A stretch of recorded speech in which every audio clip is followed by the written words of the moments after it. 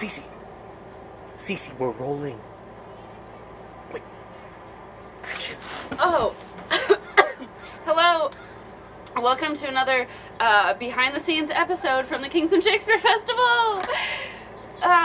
Sorry if I'm a little off this morning. I just finished changeover this morning, or yesterday, or what time did we finish? Oh God. Well, we just finished yesterday-ish changeover, and that means that we took the set from Love's Labour's Lost to Julius Caesar. Now, here's our technical director, Sarah. She'll explain the process. Can I get the coffee now?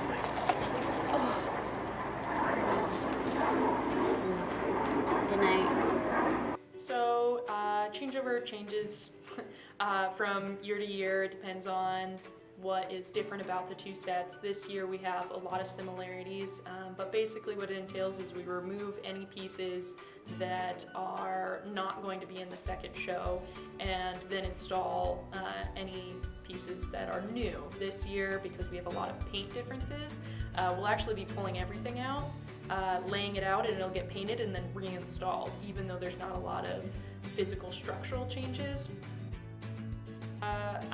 Changeover is a pretty crazy process. We start as soon as the show ends, so usually around 10:30 or 11, and go until we finish what we can do in the evening or morning.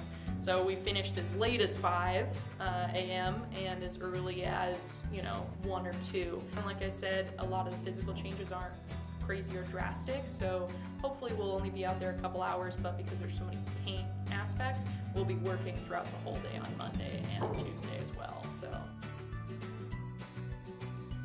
Great big shout out to Sarah, Josh, and all our technical crew here at Kingsman Shakespeare. Their time and commitment and energy into putting Kingsman together is really what makes it so beautiful. The caffeine is finally starting to kick in. I'm gonna go run this off and listen closely as the scenic designer for Julius Caesar tells you all about it. See ya! For us, the idea was, well, let's invoke both some traditional Roman architecture and, or at least something in the style of traditional Roman architecture.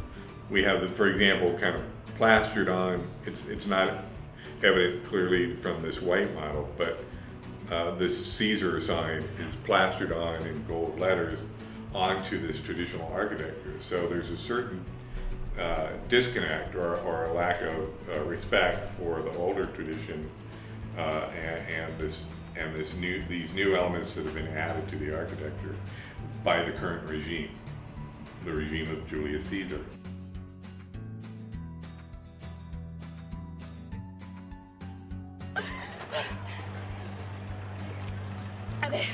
No, I don't think I need to reiterate how busy we really are here at Kingsman Shakespeare Festival and how excited we are for Julius Caesar to open!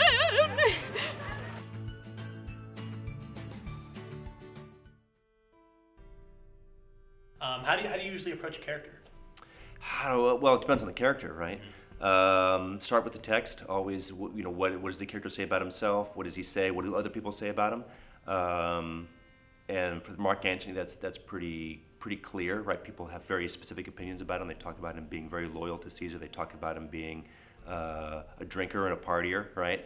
Being somebody who's nobody to be trifled with. So there's our 3 good starting points right there. Plus, there's the history, right? And that's helpful to a degree, right? I mean, ultimately, the story we're telling is Shakespeare's story, not history, but it's a good starting point. And there is manipulation there to be sure, but I think it comes out of this deep well of passion that he's got. He's sort of the passionate center of the play, in my opinion. He is the passion in this play, personified. My name is Trisha Miller. This is my very first year at the festival. This summer I'm playing Jacquinetta in Love's Labour's Lost. And on the completely opposite end of the spectrum, I'm playing Cassius in Julius Caesar. This is sort of revolutionary for me because I've never been in this position before. Cassius is a role written for a man, usually played by a man, but Cassius is a very high-ranking military official. She's very good at strategy, but the one interesting thing that happens is she so often, even though she's right about everything. She has to concede to other people and defer to their opinions, which the director told me the first day of rehearsal. That's one of the reasons why he said, okay, this can be played by a woman, because even if I'm in this high position and I'm very smart and have a good reputation, still, I'm a woman, so who's going to listen to me? I think that'll hit, that'll strike a chord with a lot of people.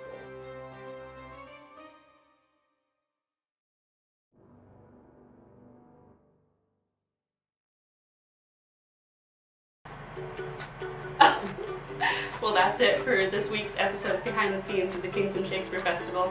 I wish we could share more with you, but unfortunately we have to get back to Tech Week. Come see the show this Friday. I promise you won't be sorry. See you next week.